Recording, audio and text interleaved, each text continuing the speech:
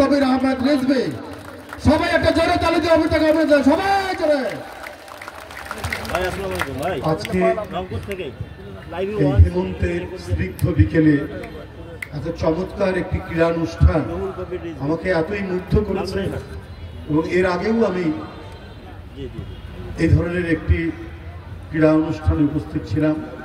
দুলু ভাইয়ের উদ্যোগে এই অনুষ্ঠানটি, তখন থেকেই আমার মুগ্ধতা আমার হৃদয়ের মধ্যে ছড়িয়ে উপস্থিত আসাদুল হাবিব দুলু, বিএনপির জাতীয় নির্বাহী কমিটির রংপুর বিভাগীয় সাংগঠনিক সম্পাদক এবং জেলা বিএনপির সভাপতি, সাবেক মন্ত্রী, উপস্থিত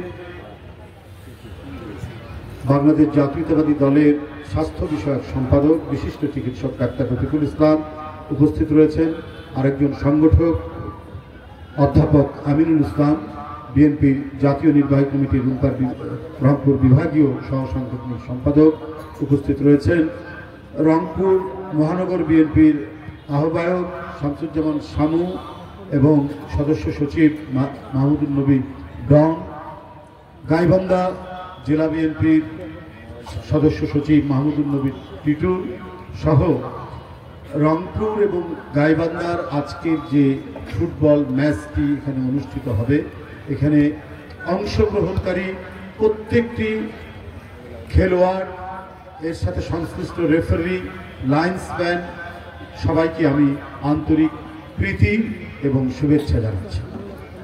সত্যিকার অর্থে যার নামে এই খেলাটি, তাকে আর আমরা কি বলে অভিহিত করতে পারি? দেশের ক্রান্তিকালে, জীবিতকালে দেশের যত ক্রান্তিকাল হয়েছে, সেই ক্রান্তিকালে একজন অসাধারণ দায়িত্ব পালনকারী এক নেতা। নেতা তো অনেক আছে, কিন্তু এই নেতা তার কর্মকাণ্ডের মধ্যে দিয়ে রাষ্ট্রনায়ক হয়ে উঠেছে। যখন রাজনৈতিক সিদ্ধান্ত দিতে পারছে না, মানুষ শুনছে না, কিন্তু গোটা জাতি প্রস্তুত স্বাধীনতার জন্য। ওই মহেন্দ্রক্ষণে যে ব্যক্তিটি ক্ষীণ কণ্ঠস্বর রেডিওর মধ্যে শুনে সারা বাংলাদেশ যেন আগ্নেয়গিরির অগ্নি গর্ব হয়ে উঠেছিল, অগ্নুপাত ঘটল, সারা পৃথিবীকে কাঁপিয়ে তার সেই মহান স্বাধীনতা। সুতরাং যুদ্ধের ময়দানে অদম্য সাহসিকতার প্রতীক জিয়াউর রহমান। আবার 7ই নভেম্বর এক ভয়ঙ্কর ক্রান্তিকালে জনগণ এবং সিপাহীরা তাকে ক্ষমতার পাদপ্রদীপের আলোয় তাকে দিয়ে আসেন। তারপর থেকে তিনি রাষ্ট্র পরিচালনা করলেন, প্রথম নির্বাচিত রাষ্ট্রপতি। যাই হোক, আমি ওই ইতিহাসে যাচ্ছি না, কিন্তু আমরা যুদ্ধের ময়দান থেকে যদি আমরা দেখি কৃষকের মাঠ, সেখানেও শহীদ জিয়ার হাসি। আমরা যদি দেখি শিল্পে কারখানার সেই চিমনির ধোঁয়া, সেই ধোঁয়ায়, সেই কালিমাখা ধোঁয়ার মধ্যে জিয়াউর রহমান দাঁড়িয়ে আছে। আমরা ধান ক্ষেতের মধ্যে দেখি জিয়াউর রহমান দাঁড়িয়ে আছে। আমরা শিক্ষার উন্নয়নের জন্য তার যে প্রচেষ্টা, অদম্য প্রচেষ্টা, সেই প্রচেষ্টার মধ্যে জিয়াউর রহমান দাঁড়িয়ে আছে। আমরা দেখেছি যে কৃষিতে উৎপাদন বৃদ্ধি করার জন্য তার কি প্রাণান্তকর চেষ্টা। কারণ তার আগে 72 থেকে 75-এ মানুষের হাহাকার শুনেছেন। এই লালমনিরহাট কুড়িগ্রামে একজন মানুষের বাসায় যদি ধোঁয়া উঠত, তাহলে 100 জন মানুষ ঘিরে দাঁড়াতো। 74-এর দুর্ভিক্ষের সময় বোধহয় তার বাসায় কিছু রান্না হচ্ছে এবং সেই ভাতের মাঠটুকু নেওয়ার জন্য। এই যে একটি পরিস্থিতি, দারিদ্রতার পরিস্থিতি, দুর্ভিক্ষের পরিস্থিতি, হাহাকারের পরিস্থিতি, সেই পরিস্থিতির একেবারে তিনি আমূল পরিবর্তন ঘটালেন খাল কাটা বিপ্লবের মধ্যে দিয়ে। সেই যে খালের পানির মধ্যেও আমরা জিয়াউর রহমানকে আমরা দাঁড়িয়ে থাকতে দেখি। শুধু তাই নয়, তারপরে যদি আমরা খেলার মাঠে আসি, সেই খেলার মাঠেও আমরা দেখি জিয়াউর রহমানের অবদান। মানে একটা জাতিকে ক্রীড়ায়, স্পোর্টসে, কৃষি উৎপাদনে, কারখানার উৎপাদনে, স্বাধীনতা রক্ষায়, গণতন্ত্র রক্ষায় মাত্র কয়েক বছরে এক অসাধারণ তার যে কৃতিত্ব, এই কৃতিত্ব এবারে কয়েকটি কথায়, ভাষায় লিখে রাখা সম্ভব নয়। সেটা জিয়াউর রহমান করেছেন। আজকে আসাদুল হাবিব দুলু ভাই প্রায় প্রতি বছরই যে মানে এই যে স্পোর্টসের উদ্যোগটি নেন, এই যে ফুটবল খেলার উদ্যোগটি নেন, এবার তিনি শহীদ জিয়াকে স্মরণ করে যে উদ্যোগটি নিয়েছেন, এটা শুধু আজকে লালমনিরহাট বাসীর জন্য নয়, গোটা জাতির জন্য একটা প্রেরণার সৃষ্টি করেছে, গোটা জাতিকেই একটা উদ্বুদ্ধ করেছে যে এই ক্ষণজন্মা মানুষটিকে আমাদের প্রতি পদে, আমাদের প্রতিটি মুহূর্তে আমাদের স্মরণ করা উচিত। কারণ যে ক্ষেত্রেই আমরা যাই না কেন, যেখানেই আমরা অবস্থান করি না কেন, সেখানেই দেখা গেছে একটা কিংবদন্তির মতো বিচরণ করে গেছেন জিয়া রহমান। স্বাধীনতা উত্তর এই বাংলাদেশে আপনার এই ক্রীড়া প্রতিযোগিতা নিয়ে এসে মানুষকে আনন্দ দেওয়া, মানুষকে উদ্বুদ্ধ করা। ক্রীড়া কি? ক্রীড়া শুধু শারীরিক চর্চারই কাজ করে না, এই ক্রীড়া হচ্ছে মানুষের মনের আনন্দ ঘটায়, মানুষের হতাশা দূর করে। মানুষ যখন দৌড়ে ফুটবল নিয়ে যায়, হাতে যখন ব্যাট নিয়ে সে যখন বলকে উড়িয়ে নিয়ে গিয়ে ছক্কা মারে, তার মধ্যে দিয়ে যারা দেখে এবং যে প্লেয়াররা খেলে, যে খেলোয়াড়রা খেলে, সবার মধ্যে একটা আনন্দের রেশ ছড়িয়ে পড়ে। এটা শহীদ জিয়াউর রহমান উপলব্ধি করেছিলেন, কারণ তিনি দেশপ্রেমিক ছিলেন। কি করে একটা জাতিকে উন্নত করতে হলে কোন কোন সেক্টরগুলো তাকে উন্নতি ঘটাতে হবে সেটা ধারণ করেই তিনি কাজটি করেছেন।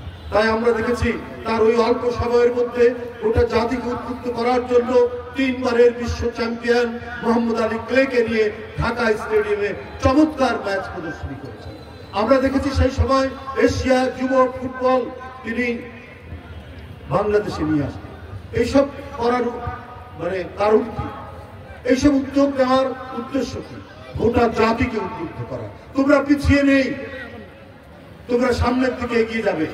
বাংলাদেশে একটি আন্তর্জাতিক খেলা হচ্ছে এশিয়ান যুব ফুটবল। বাংলাদেশে একজন কিংবদন্তি তুল্য বিশ্ব heavyweight champion Mohammad Ali clay এসে এইখানে প্রদর্শনী ম্যাচ খেলছে। এগুলো গোটা জাতিকে জাগানোর জন্য জিয়াউর রহমান তিনি করেছিলেন। তিনি এইটা করেননি যে বাংলাদেশের উন্নয়নের নামে, মেগা সেতুর নামে, আপনার পদ্মা সেতুর নামে আমি এটা উন্নয়নের কথা বলবো, আর লাখ লাখ কোটি কোটি ডলার আমি বাংলাদেশ থেকে পাচার করে আমি দুবাই, কুয়ালালামপুর, আমি ক্যানাডা, অটোয়া আর সিডনিতে সেইখানে আওয়ামী লীগের লোকেরা, সেখানে শেখ পরিবারের লোকরা রাজার হালে বসবাস করবে, এইটা জিয়াউর রহমান করেনি। আওয়ামী লীগ অনেক চেষ্টা করেছে, তার শাহাদাত বরণের পরে তার কোথাও কিছু আছে কিনা। পার্লামেন্টে আওয়ামী লীগের নেতারাও বলতে বাধ্য হয়েছে একজন সত্যিকার অর্থেই এক সৎ নেতা, একজন পরিচ্ছন্ন নেতা এই জাতি পেয়েছিলেন তার শাহাদাত বরণ। আজকে আমরা দেখি যে একজন এমপি প্রতিমন্ত্রী ছিলেন, 250 মিলিয়ন পাউন্ডের অসংখ্য বাড়ি লন্ডনে। একটা এমপি হলে পরে, একটা মন্ত্রী হলে পরে কি করা যায়? কয় টাকা আপনার অর্জন করা যায়?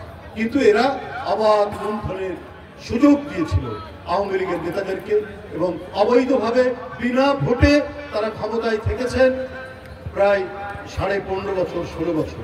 তো সুতরাং আমাকে তুমি ক্ষমতায় রাখো, শেখ হাসিনা বলতেন, আর তোমরা যা পারো তোমরা সেটাই করবে। একজন পুলিশের আইজি, সে 1000 কোটি টাকা পাচার করার তার অভিযোগ।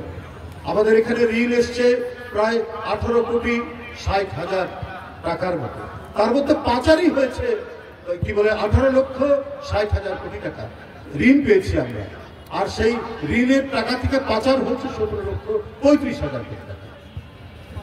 এই তো শেখ হাসিনার উপহার, এই তো শেখ হাসিনার অবদান।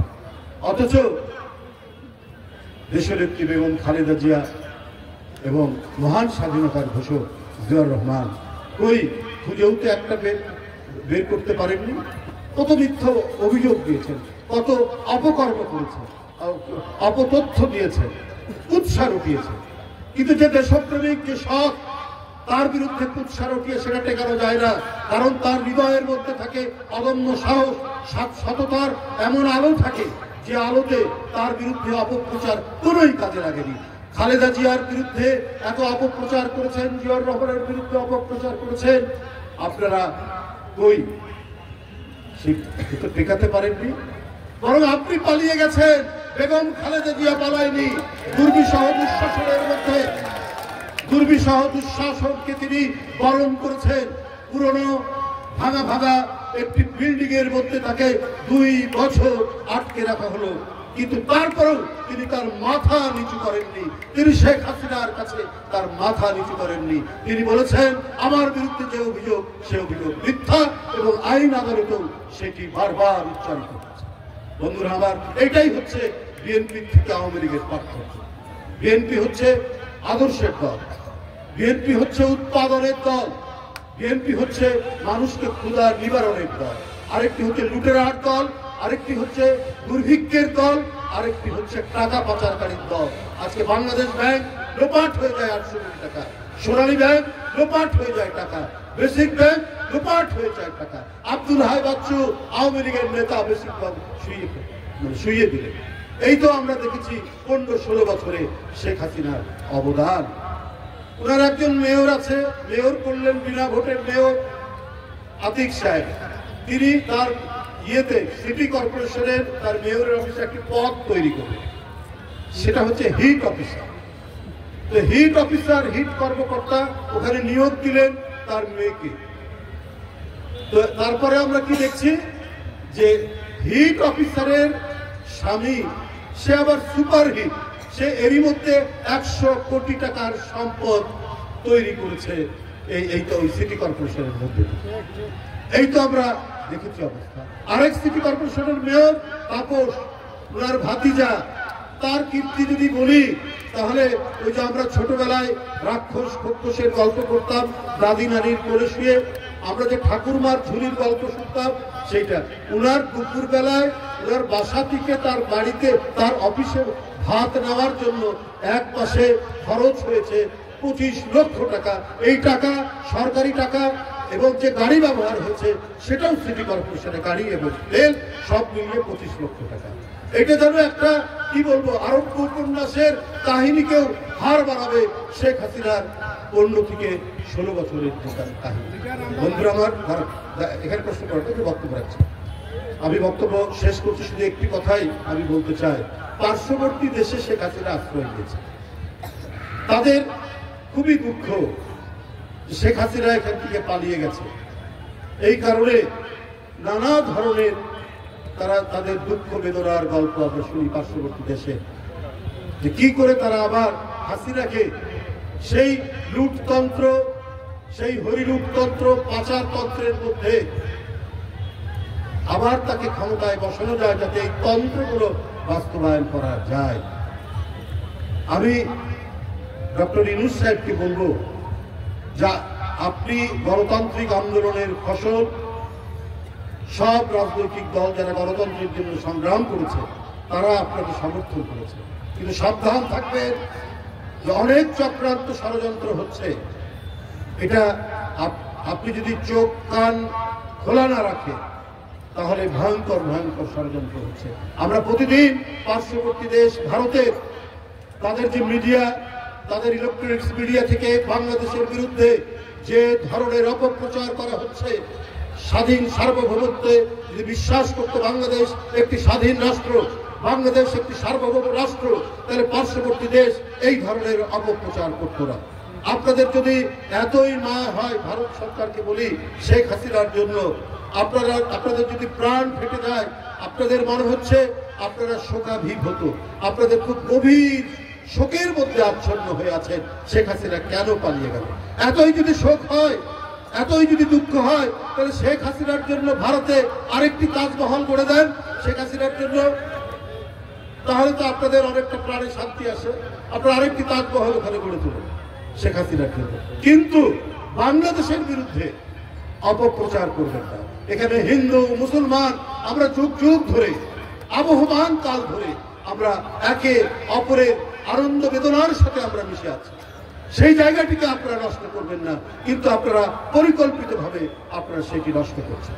তাই অন্তর্বর্তীকালীন যে সরকার এবং অন্যান্য সমমনা গণতান্ত্রিক রাজনৈতিক দল প্রত্যেকেই আজকে সতর্ক থেকে, সজাগ থেকে, আমাদের যে বহুদিনের অর্জিত যে গণতন্ত্রের জন্য ইলিয়াস আলী নেই, চৌধুরী আলম নেই, সাইফুল ইসলাম হিরু নেই, অসংখ্য তরুণের গুম হয়ে যাওয়া, অদৃশ্য হয়ে যাওয়া, অসংখ্য তরুণের বিচার বহির্ভূত হত্যার শিকার হওয়া, এই যে পরিস্থিতির মধ্যে দিয়ে ছোট বাচ্চা ছেলেরা আপনার জীবন দিয়েছে, যার প্রথম শহীদ বীরত্ব ব্যঞ্জক যে আত্মদান, এই রংপুর বেগম রেখিয়া বিশ্ববিদ্যালয়ের আবু সাইদ, তার এই আত্মদান এই জাতি কোনোদিন ভুলবে না।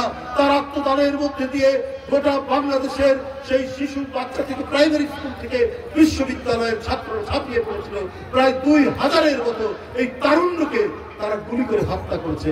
তাদের প্রত্যাবর্তনের জন্য যদি পার্শ্ববর্তী দেশ চক্রান্ত করে, এটা 18 কোটির দেশ, আমি তাদেরকে বলতে চাই তারা ভুলে যাবেন না। আমরা যুদ্ধ করে একটি দেশ পেয়েছি এবং বারবার দিল্লির বিরুদ্ধে আমরা দাঁড়িয়ে আমাদের সার্বভৌমত্ব, আমাদের স্বাধীনতাকে আমরা অক্ষুণ্ণ রেখেছি। আজকের এই ক্রীড়ানুষ্ঠানে শহীদ জিয়া স্মৃতি টুর্নামেন্টের যে নতুন খেলোয়াড়রা তৈরি হবে, এরাই হবে আমাদের সার্বভৌমত্বের প্রহরী, এরাই হবে আমাদের স্বাধীনতার প্রহরী, এরাই আবার আবু সাইদের মতো আত্মদানের মধ্যে দিয়ে এদেশের স্বাধীন পতাকাকে তারা মাটির গভীরে প্রথিত করে পথ পথ করে উঠাবে। আপনাদের সকলকে ধন্যবাদ জানাচ্ছি। আমি এখানে রংপুর ফুটবল দল এবং গাইবান্ধা ফুটবল দলের যারা প্রতিনিধিরা আছেন তাদেরকেও আন্তরিক শুভেচ্ছা জানিয়ে এবং দুলু ভাই সহ যারা আজকের এই আয়োজন করেছেন তাদের প্রত্যেককে আমি আমার আন্তরিক শুভেচ্ছা প্রীতি জানিয়ে আমার বক্তব্য শেষ করছি। ধন্যবাদ।